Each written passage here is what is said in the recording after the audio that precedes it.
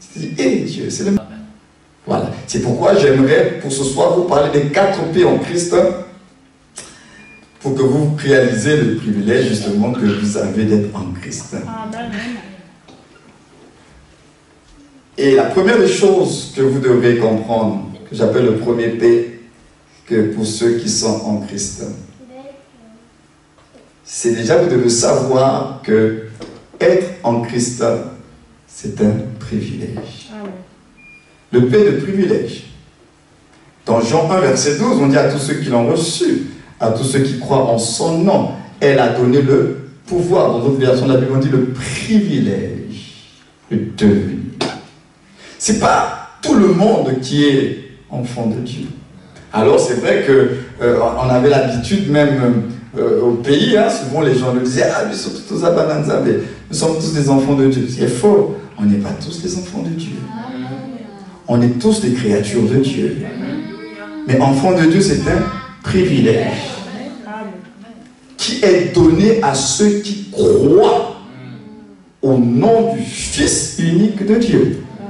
Donc celui qui ne croit pas en Jésus-Christ, il n'a pas ce privilège-là. Il reste dans la position de créature de Dieu. Mais quand tu as cru, tu dois savoir que tu deviens un privilégié. Un privilège qui va changer ton statut, qui t'amène au deuxième P, qui est le P de la position. Tu reçois donc une position. C'est quelle position? C'est la position de fils de Dieu. Tu as une position maintenant en Dieu, mais dans le Fils. Tu as une position en Dieu dans le Fils et tu deviens fils également. Et parce que tu as cru. Privilège qui te fait devenir. Et le devenir là t'amène à une position, celle de fils de Dieu. Et comme tu es un enfant de Dieu, un fils de Dieu, c'est là que tu dois comprendre que en tant que fils de Dieu, tu deviens donc héritier. Tu es héritier de Dieu. Héritage de Dieu. La vie éternelle, toutes ces choses-là. Donc tu bénéficies de l'héritage des enfants de Dieu. Troisième P, et ça c'est important, c'est que tu dois savoir que celui qui est en Christ, c'est un privilégié, il reçoit une position de fils, ça c'est dans le relationnel avec Dieu, mais il reçoit le troisième P, c'est même pas qu'il reçoit, il est dans une place en Dieu. Il est placé en Dieu, toujours dans le Fils. Parce que la Bible dit que notre vie est cachée en Christ, en Dieu, dans les lieux célestes. Donc celui qui est né de Dieu, il est dans une place. Ta véritable vie, parce que quand on dit que ta vie est cachée là, comment ta vie est cachée? Tu t'es pas posé la question, comment on peut dire que ma vie est cachée? Alors, c'est quoi ma vie finalement? Celui que ma vie est cachée, les gens, ils te voient tous les jours. Tu gères ton quotidien. Mais la Bible appelle ta vie autre chose que ce que toi, tu appelles ta vie. Parce que la vie dont parle la Bible, ce n'est pas la vie dont tout le monde connaît te concernant. La Bible dit que ta vie, elle est cachée. Mais où est cachée ta vie? On dit qu'elle est cachée en Christ. Premier niveau. Deuxièmement, en Dieu. Troisièmement, dans les lieux célestes. Donc celui qui est en Christ, il est placé. Il est placé en Dieu, mais par le Fils et dans le Fils. Donc c'est le Fils qui nous place en Dieu. Ça veut donc dire, celui qui n'a pas le Fils, celui qui n'est pas dans le Fils, il ne peut pas être en Dieu. Et c'est la même chose quand nous prêchons l'évangile. Parler de Dieu sans le Fils, c'est parler d'un Dieu inconnu. Parce que le révélateur de Dieu, c'est le Fils. Alors si vous négligez le Fils, si vous ne connaissez pas le Fils, vous ne connaîtrez pas le Père. Alors c'est là qu'on doit comprendre qu'on a tout intérêt à chercher à connaître le Fils. Dans les Écritures, celui qui connaîtra le Fils découvrira le Père. Donc sans le Fils, il n'y a pas la connaissance de Dieu. Et d'ailleurs, l'évangile, ce n'est pas parler de Dieu. L'évangile, c'est parler du Fils de Dieu. Parce qu'on peut parler de Dieu, Dieu, Dieu, Dieu, Dieu, et ce n'est pas l'évangile. L'évangile, c'est annoncer une personne. ce qu'elle est, ce qu'elle a fait pour nous, ce que nous sommes en elle, ce que nous avons reçu de sa part. C'est parler de Jésus. C'est ça l'évangile, c'est pas parler de Dieu.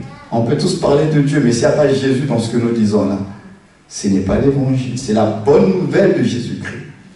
Ce n'est pas la bonne nouvelle d'autre chose, l'évangile, c'est la bonne nouvelle de Jésus-Christ. C'est-à-dire, c'est quoi l'évangile? C'est 6 termes, c'est parler de celui qui a été incarné.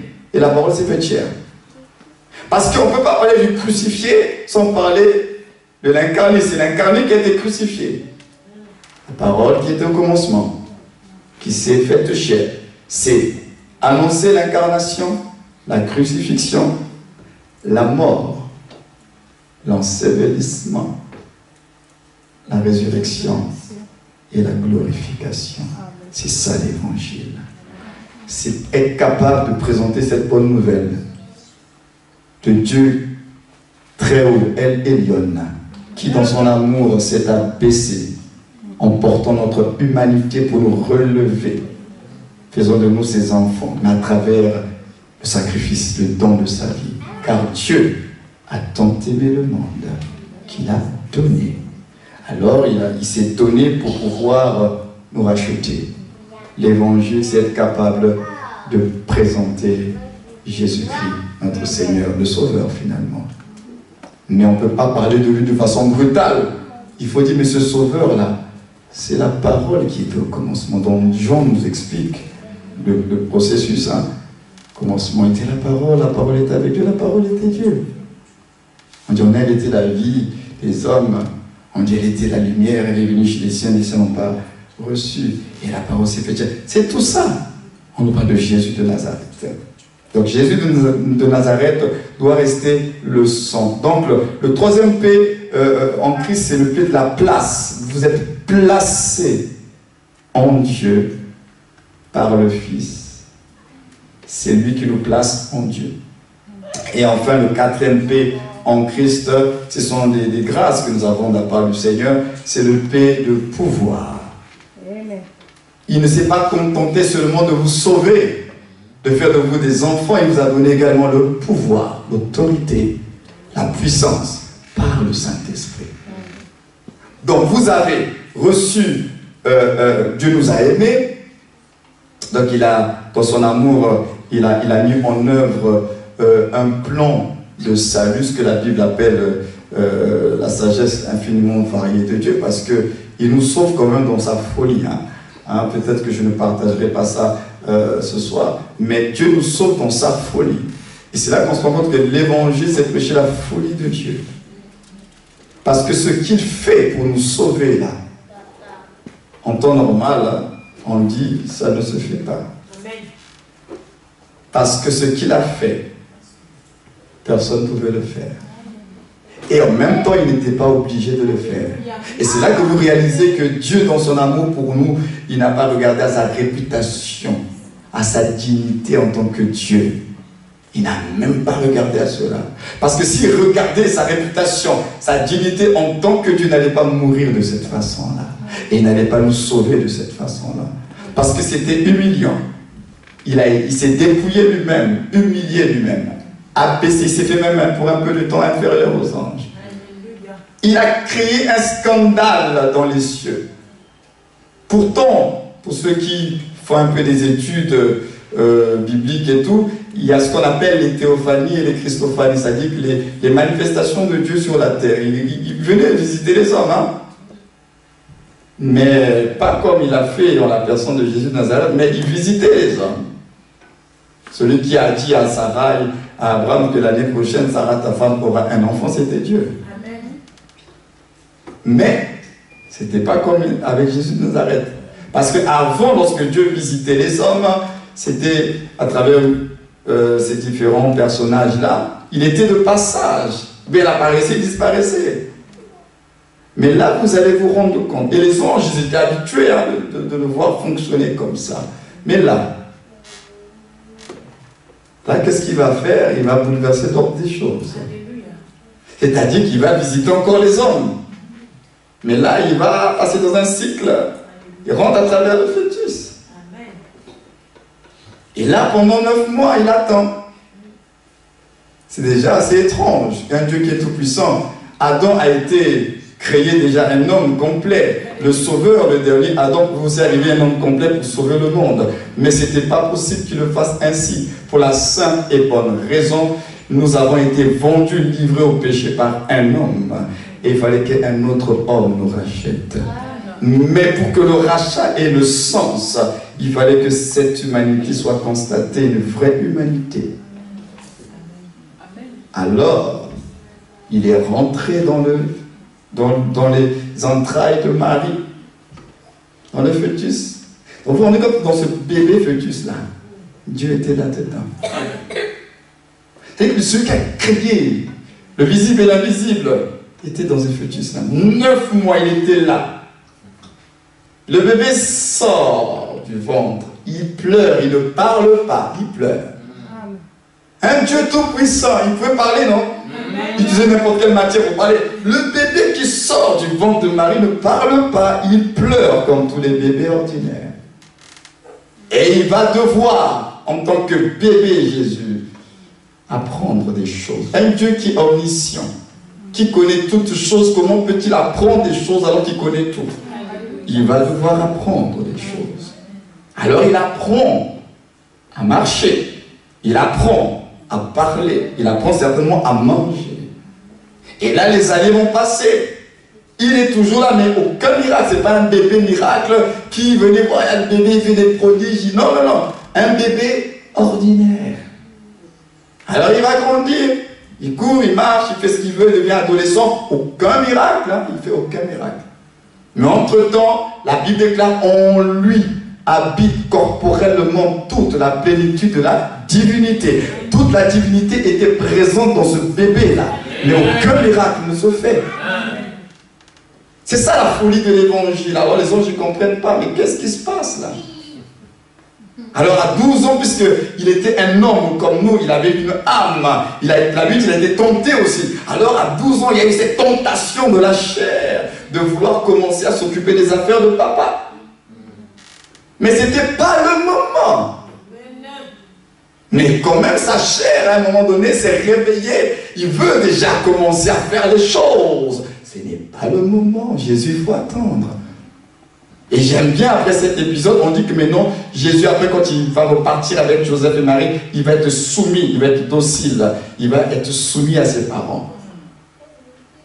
Il fallait qu'il attende. Il traverse l'adolescence. Il a ses 18 ans. 21 ans, il devient majeur. Aucun miracle entre-temps. Les gens souffrent autour de lui, il y a des malades. Joseph, son père adoptif, on ne sait pas comment il est mort, peut-être c'était de maladie, mais en tout cas, il voit Joseph peut-être dans la souffrance de la maladie. Il voit la souffrance de Marie. C'était son père dans la chair. Il souffre dans son âme, il avait une âme. Il voit les autres souffrir, lui aussi il a mal, il pleure. Mais il a le pouvoir de guérir, il ne guérit pas. Vous vous rendez compte un peu la folie? Il peut guérir, mais il ne peut pas le faire. Parce qu'il doit respecter son propre plan. Alors si Dieu est patient avec lui-même, nous aussi on doit apprendre à être patient. Hein? Parce que Dieu n'est pas pressé. Hein? Ah oui, Dieu n'est pas pressé. C'est nous qui voulons précipiter les choses. Il a attendu. Et c'est à l'âge de 30 ans. Il va aller près du bord du Jourdain, où son cousin le Baptiste baptise les gens. Et là, Jésus rentre dans les eaux du baptême. Et quand il sort des eaux du baptême, le témoignage est rendu du ciel. Celui-ci est mon fils bien-aimé en qui j'ai mis toute mon affection. On revient encore dans le « on » là. Dieu dit que son affection, tout son amour est dans un vase, le « on » là. Il dit, en lui j'ai mis toute mon affection. C'est par lui que vous découvrirez mon amour. Donc toute l'affection de Dieu, du Père, il nous place dans un vase. Dans cette personne-là, il dit que c'est en lui que j'ai mis toute, il dit, toute mon affection, pas une partie. Toute mon affection, c'est dans lui là. C'est lui qui va exprimer pleinement mon amour pour vous. C'est à travers le Fils. Alors, c'est comme ça qu'il se retrouve à la synagogue de Nazareth. Et quand il lit le rouleau d'Ésaïe, l'Esprit du Seigneur est sur moi, il m'a oint. Et c'est à la fin, là. Il dit aujourd'hui cette parole vient de s'accomplir. Tous ces problèmes ont commencé là. Parce que les Juifs connaissaient qui il était, lui. Et les Juifs savaient également que le texte qu'il avait lu, c'était un texte messianique, ça concernait le Christ. Et que le Christ était un mystère. Personne ne savait d'où viendrait le Christ. Alors lui, on savait d'où il venait. Alors c'est là où il les choque parce qu'ils n'arrivent pas à comprendre. Mais toi, on te connaît. C'est pourquoi ils lui disent, on connaît tes sœurs, on connaît tes frères, on connaît Marie. Tu es le fils du charpentier, toi on te connaît. Mais le Christ, quand il viendra, il dit, personne ne connaîtra d'où il vient parce que le Christ, c'est un mystère. Et comment toi qui es homme, tu te fais passer pour Dieu? C'est là qu'il a tourné la tête de ses contemporains, parce qu'ils ne comprennent pas. Lui, c'est un homme ordinaire. Et voilà pourquoi, frères et sœurs, Jésus n'a pas été crucifié parce qu'il n'a pas respecté la loi. C'est archi faux. Il a respecté la loi. Le motif de sa crucifixion, ce n'est pas parce qu'il n'a pas honoré la loi. Ils ont cherché à le piéger à travers la loi, ils ne l'ont pas trouvé. Hein. Jésus a été crucifié parce qu'on a dit qu'il a blasphémé. Il s'est fait passer pour le Fils de Dieu. L'envie de la condamnation, c'était le blasphème. Ce n'est pas la loi. La loi, il a respecté la loi. Il fallait d'ailleurs qu'il la respecte, d'ailleurs, cette loi. Il accomplit la loi pour nous. Pour que nous qui soyons en Christ, nous ne fassions plus les œuvres de la loi. Donc il s'est sanctifié pour nous. Il a fait la justice pour que nous ne puissions plus faire cette justice de la loi. Alors, frères et sœurs, si Dieu lui-même a accepté de descendre aussi bas pour nous sauver, il n'a pas regardé, comme je l'ai dit tout à l'heure, à sa dignité. C'est à cause de l'amour. Hein? Dieu nous aime. Quelquefois, nous ne réalisons pas l'amour de Dieu et nous mesurons cet amour, et c'est dommage, sur la base de notre vécu. Bon, la porte du travail n'est pas encore ouverte, le mariage, les enfants ne savaient pas encore, est-ce que Dieu m'aime vraiment? Et on tombe dans un mensonge du diable. Parce que l'amour de Dieu ne se mesure pas sur ce qu'il fait aujourd'hui maintenant. Dieu est venu régler la chose la plus importante dans votre vie, à travers le sacrifice de Jésus. La chose spirituelle. Parce que vous savez que même avec un mariage, les enfants, le voyage et tout, vous pouvez rater le ciel. Ce n'est pas une garantie. Ça peut vous faire louper aussi les choses de Dieu. Alors Dieu vient d'avoir réglé la chose la plus importante, c'est réconcilier les hommes avec Dieu. Le reste, il va le faire. Hein. Je n'ai pas dit qu'il ne va pas le faire. Hein. Mais la priorité de Dieu, c'est d'abord de vous réconcilier avec lui. Que nous soyons de nouveau en paix avec Dieu. Pour que nous entrions de nouveau dans la communion avec le Père. C'est ça d'abord la priorité de Dieu. Parce que Dieu, frères et sœurs, est un être relationnel. Dieu nous a créés pas juste pour que chacun fasse ce qu'il veut. Dieu nous a créés parce qu'il veut communiquer aussi avec nous. Vous vous rendez compte qu'Adam, la journée, avait de quoi s'occuper dans le jardin, il devait garder, cultiver. Mais après, vers le soir, Dieu venait visiter l'homme. Il fallait qu'il discute. Dieu a besoin, au-delà de tout ce que l'on peut être et faire, Dieu veut être en communion avec nous. Il nous a créés comme ça, pour qu'on communique avec lui. Pas que on a juste le statut de créature de Dieu, mais non, chacun fait ce qu'il veut, on n'a aucun rapport avec la divinité. Non, non, non, non, non. Dieu nous a créés pour que nous soyons en rapport avec la divinité. Pas des rapports juste d'urgence, quand tout va mal, quand ça brûle et qu'il devient comme un pompier. Il n'est pas un pompier. Il veut que nous apprenions à communiquer avec lui dans les bons comme dans les mauvais jours. Et donc, il faut qu'on apprenne à se repentir du fait que quand dans notre compréhension de Dieu, Dieu est comme un pompier, et que nous faisons appel à lui, que quand tout va mal, c'est pas bon, c'est pas juste. Parce que même dans un couple, si on doit parler dans le cadre du couple, ça fait très égoïste ça. Dieu il veut partager tout avec nous. Les peines, les joies. Voilà pourquoi tu vas remarquer qu'il y a certaines situations dans lesquelles tu te trouves, Dieu ne les enlève pas. Mais il est avec toi dans la situation. Oh non, on veut qu'il enlève tout. Comme on voit dans les films, on invoque son nom et puis, comme par magie, pouf, tout disparaît. Non, non, ça ne marche pas toujours comme ça. Il y a des situations où il te laisse dans la situation. Mais tu n'es pas seul, il est là. Dans cette situation, il est en train de te fortifier. Toi-même, tu n'arrives pas à comprendre comment tu trouves la force. Alors que tout autour de toi semble s'écrouler. Mais tu as de la force parce qu'il y a quelqu'un que les hommes ne voient pas, mais qui est à tes côtés. Il avait le pouvoir d'éteindre le feu de Babylone et que les amis de Daniel ne se retrouvent pas là-bas. Dieu pouvait le faire. Il ne l'a pas éteint. Ils ont chauffé 7 fois. Il n'a pas éteint. Il avait le pouvoir de tuer ceux qui chauffent là. Il ne l'a pas fait. Quand on les jette dans la fournaise, il avait le pouvoir de faire venir un ange pour qu'on les fasse téléporter je ne sais pas où. Il ne l'a pas fait. Ils sont dans le feu. Mais ils ne sont pas seuls. Amen. Dieu est avec eux dans le feu là.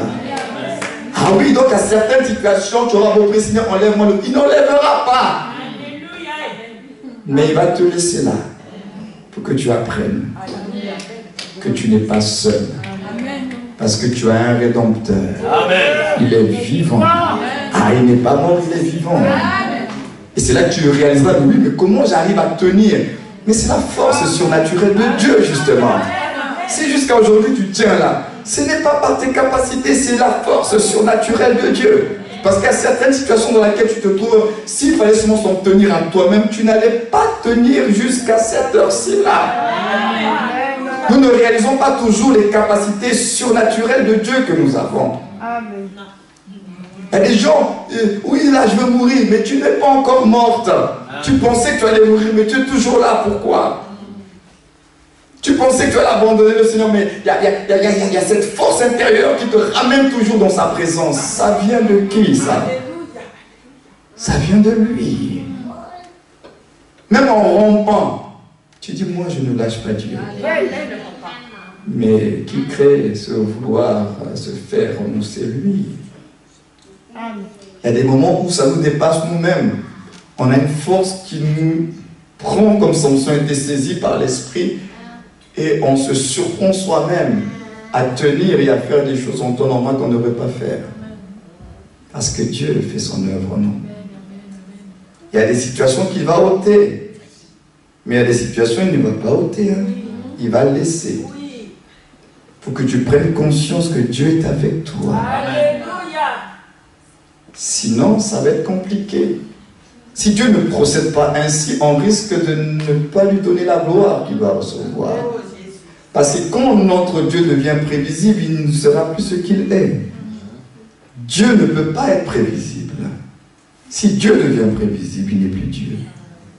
Ça veut dire qu'il y a toujours en lui ce côté, ce mystère-là, qui fait un peu son charme et sa beauté. Hein? Notre vie, c'est un peu comme des saisons de série. Hein?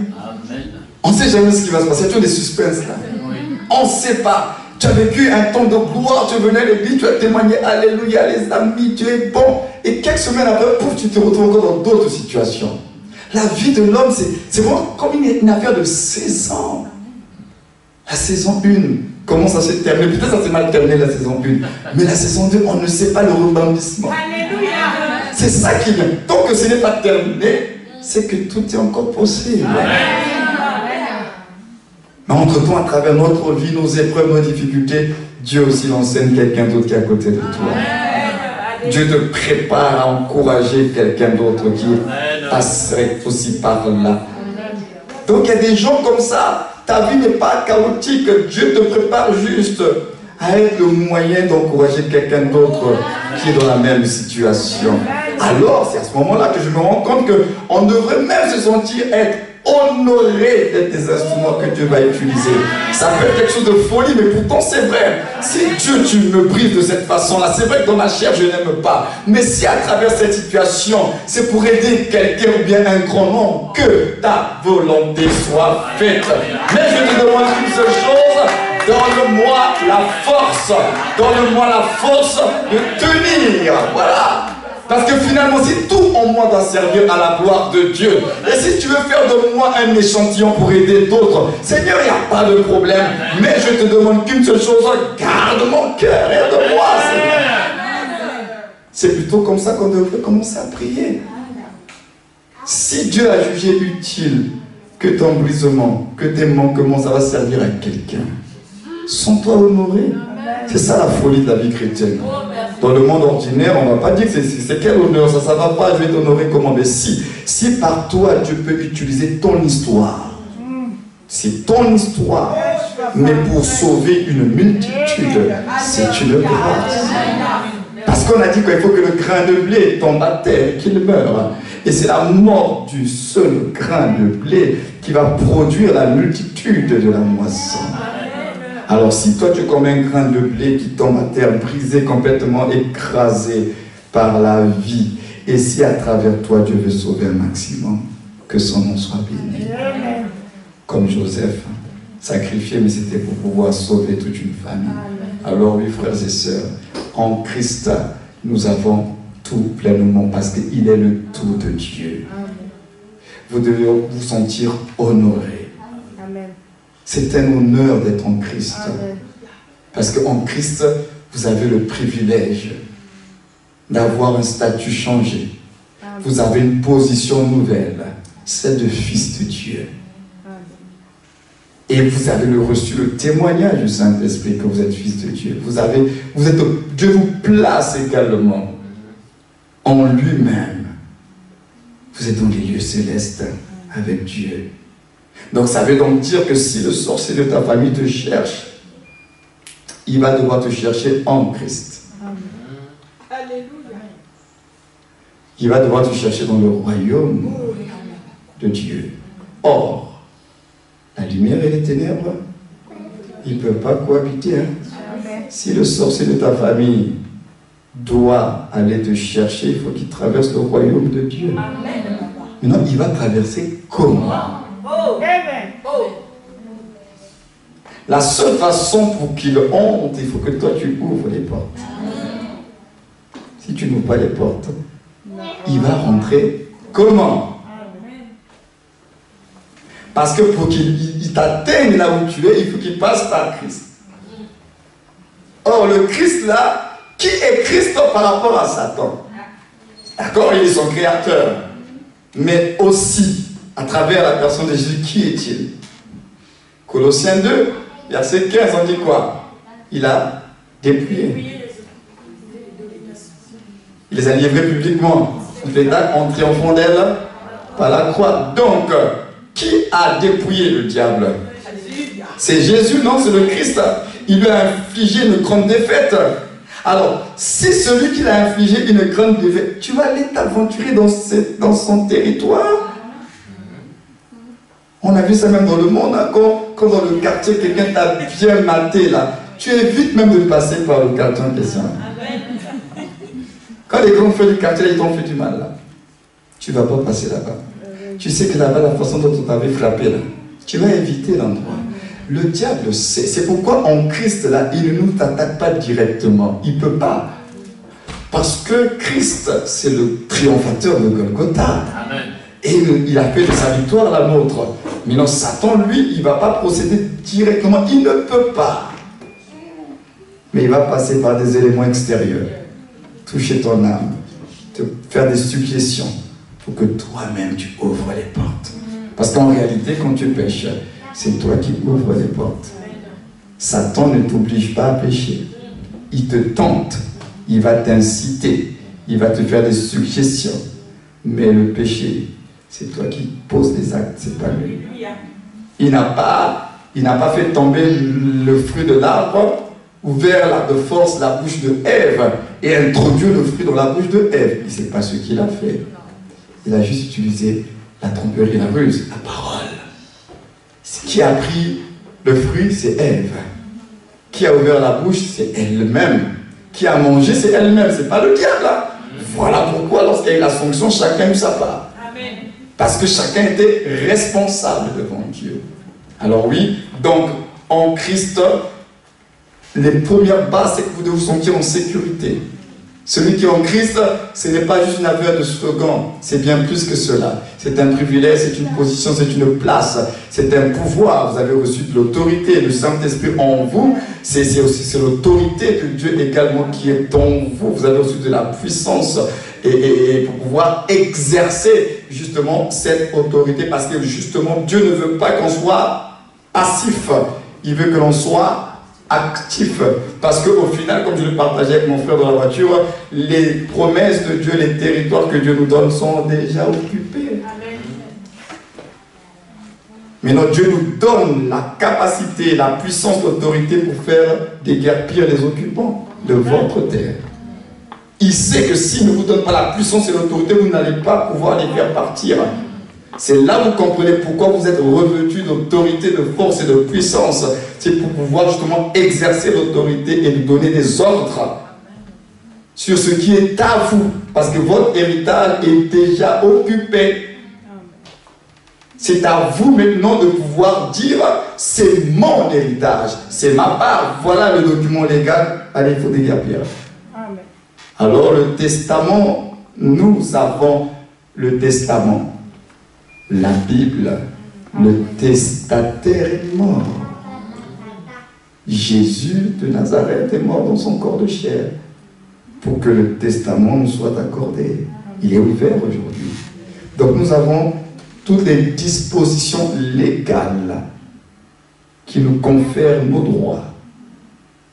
Pour pouvoir dire, Satan, ça c'est mon territoire, tu libères. Donc cela, vous comprenez que dans la vie chrétienne, tout ne se donne pas sur un plateau. Dieu nous donne des capacités, après c'est à vous de les utiliser. Alléluia. Ce qui fait qu'il y a des prières que vous allez faire pendant des années, Dieu ne va pas les exaucer. Parce que c'est à vous d'agir sur la terre. Amen. Si vous n'agissez pas, Dieu ne fait rien. Amen. Parce qu'il vous a donné des capacités. Je vous ai donné le pouvoir. Ce que vous lirez sur la terre, c'est vous qui allez le faire. Il n'a pas dit ce que moi, Dieu, je vais lier. Il dit ce que vous allez lier sur la terre. Aura des répercussions dans les cieux. Donc si vous ne liez pas, si vous ne proclamez pas, vous ne déclarez pas, vous ne prenez pas possession de ce qui est à vous, Dieu ne fera rien. Tu auras beau pleurer, Seigneur. Il dit, je ne peux pas parce que j'ai déjà tout donné. C'est en toi déjà. Mais le point, c'est que tu dois prendre conscience que tu dois... En Christ, ce n'est pas seulement une position d'enfant de Dieu, les enfants gâtés, non. C'est aussi un pouvoir, une position d'autorité que vous devez exercer.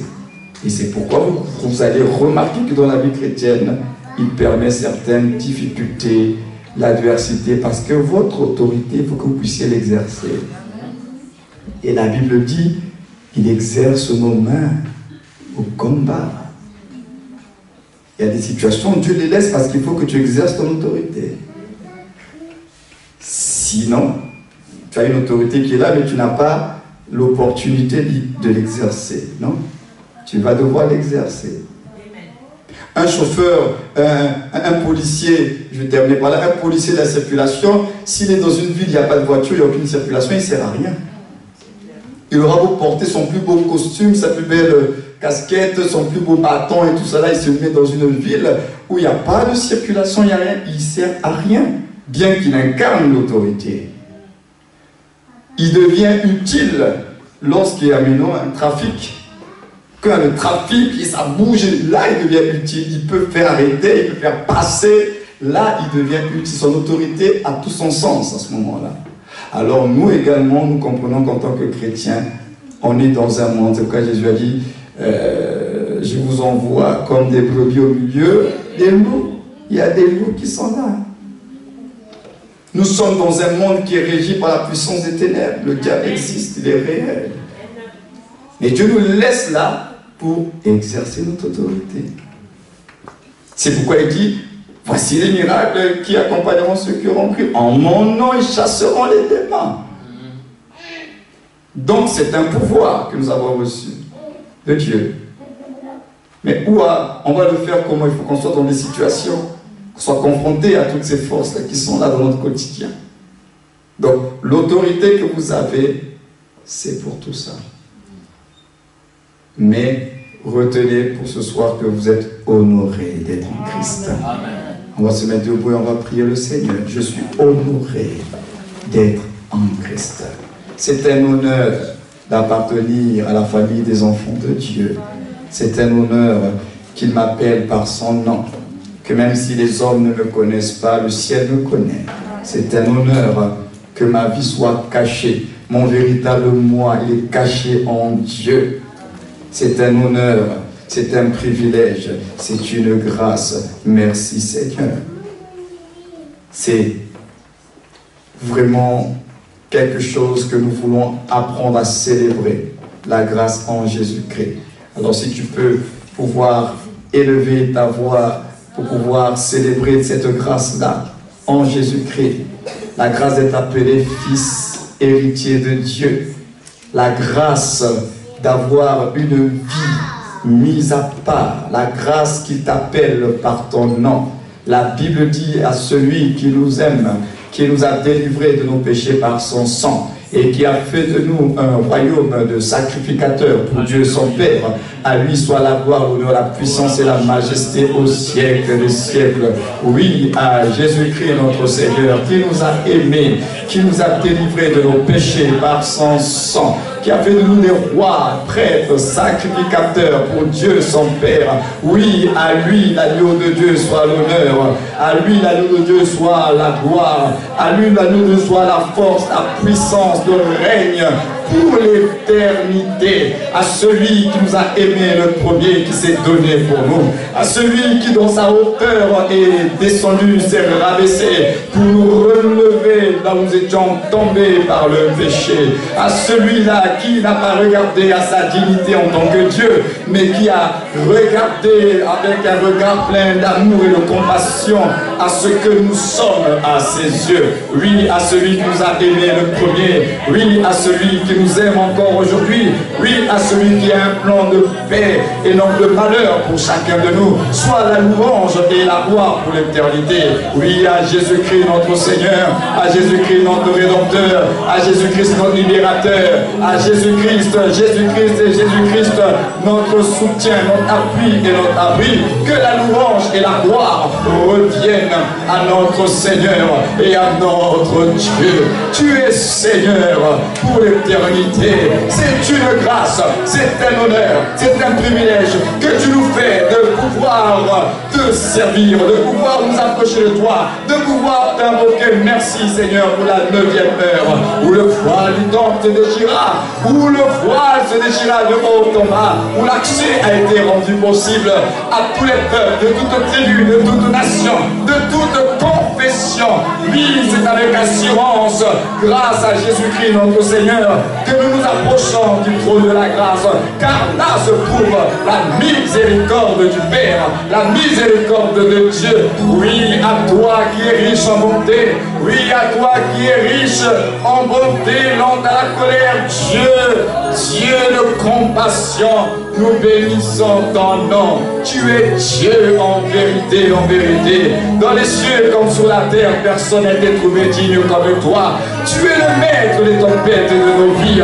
Tu es celui qui dit un mot et la chose arrive. Du néant, tu crées l'existence. À partir de rien, tu amènes les choses à la création.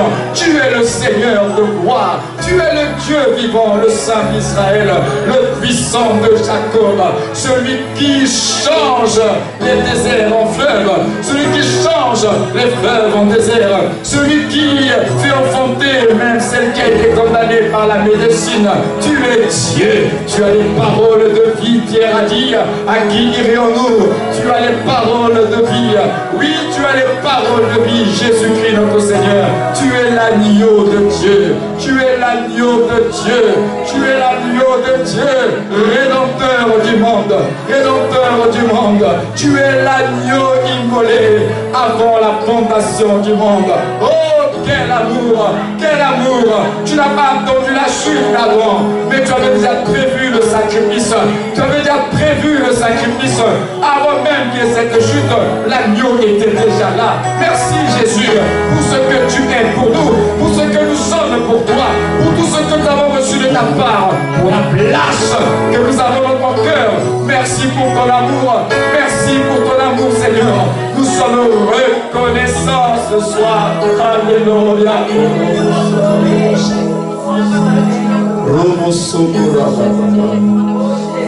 Oh Jésus, il a promis d'être avec moi. Je m'attache à lui, je m'attache à lui. Il a promis d'être avec moi. Sa fidélité durera toujours. Sa fidélité durera toujours. Il a promis d'être avec moi.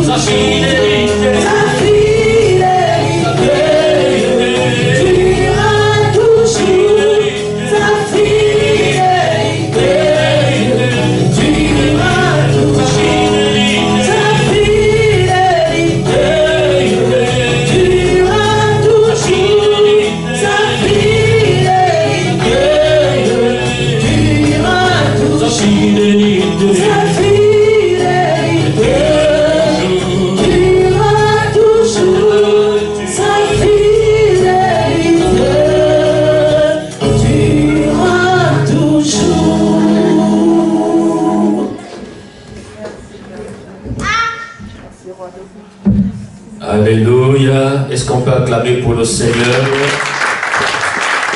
Alléluia. Amen. Bien que le nom du Seigneur soit béni, nous bénissons le Seigneur pour sa parole, pour son serviteur. C'est dommage que nos bien-aimés qui sont absents ont raté.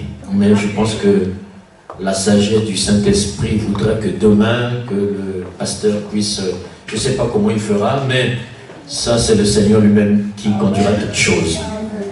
J'ai retenu les 4 P. Qui peut me les citer? Le premier P c'est? Deuxième P? Troisième P? Quatrième P? Amen. Donc ça fait P, P, P, P. Je travaille pour Free.